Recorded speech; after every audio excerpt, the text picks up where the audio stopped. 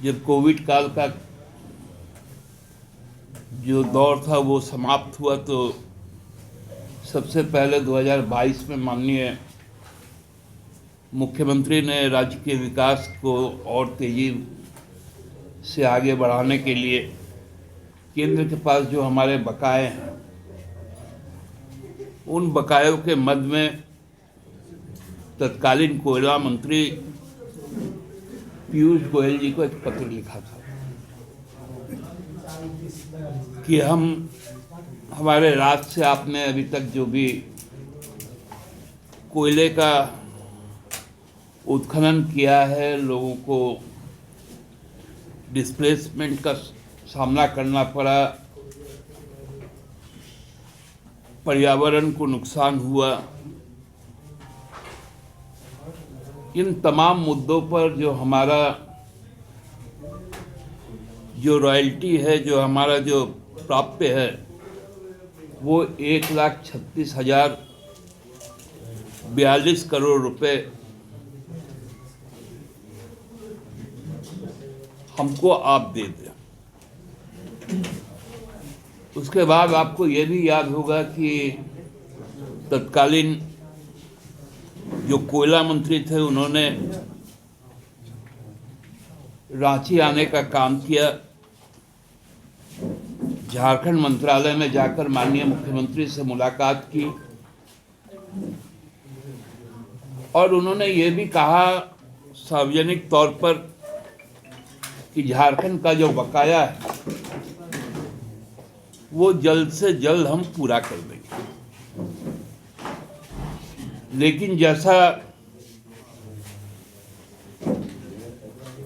विश्वसनीयता का संकट भाजपा को है, वही केंद्रीय मंत्रियों का भी है।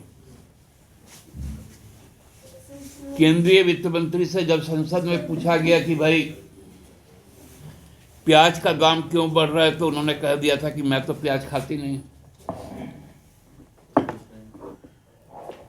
माननीय मुख्यमंत्री जी का वो उसके बाद एक खुला पत्र भी आप सबके सामने आया है जो प्रधानमंत्री जी को लिखा गया था। उसके बाद चालू सत्र में हमारे एक प्रिय साथी हैं जो कांग्रेस के थे और अभी तो आधिकारिक तौर पर वो निर्दलीय हैं, श्री राजेश रंजन जी, वो भी झारखंड चुनाव में आए थे और जब इस बात को उन्होंने समझा कि जो जायज पैसा है झारखंड का, झारखंड के लोगों का, वो केंद्र सरकार को देना चाहिए, तो उन्होंने एक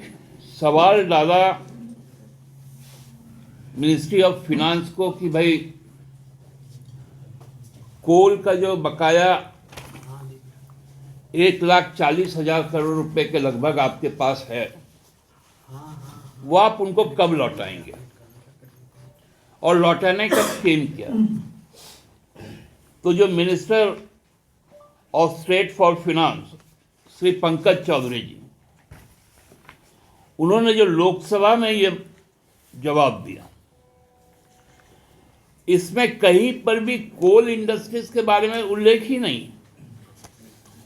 चालाकी देखिए पंकज चौधरी जी का, बड़ा तेज बनते हैं ये लोग। इन्होंने 21, 22, 22, 23 और 23, 24 में राज्य सरकार का जो जीएसटी का पैसा है उसमें कितना मिला, जो सेंट्रल स्पॉन्सर्ड स्कीम्स है उसमें कितना मिला,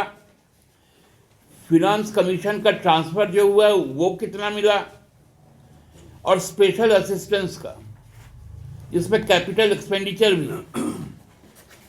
उसका उन्होंने डेटा दिया और कहा कि कोई पैसा लंबित नहीं।